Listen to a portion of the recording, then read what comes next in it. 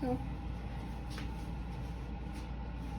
here we're going to be talking about a few things that can go wrong when we're deadlifting. Like I've mentioned, deadlifting is a high risk, high reward exercise.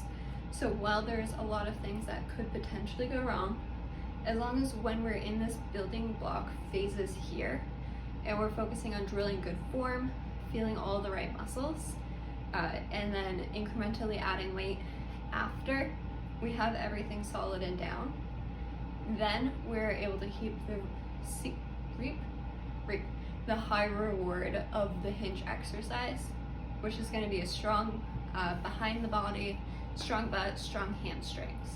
So high risk, high reward, which is why we're going over these today.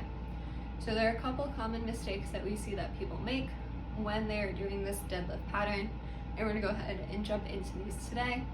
As you're going throughout the exercise, I want you guys to film yourself and watch your form back to see if you do any of these.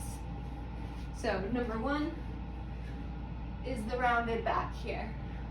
Just coming up and totally rounding your back under. There's no hip hinge going on.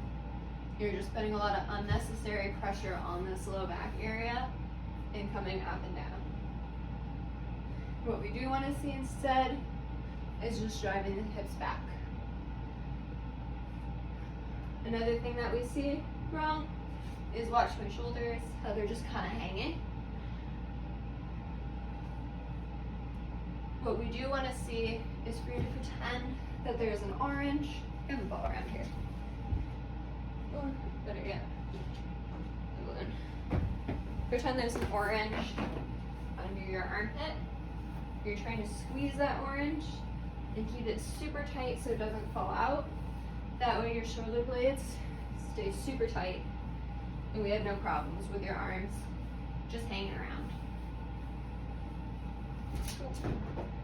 And the last one that we typically see is an arched back. So here we start our back in this arched position. I'm not going to add weight because this does actually hurt. Coming up, and you have this arched back here. Going down, chest is too proud, so it's facing up to the ceiling. And we get that arched back here.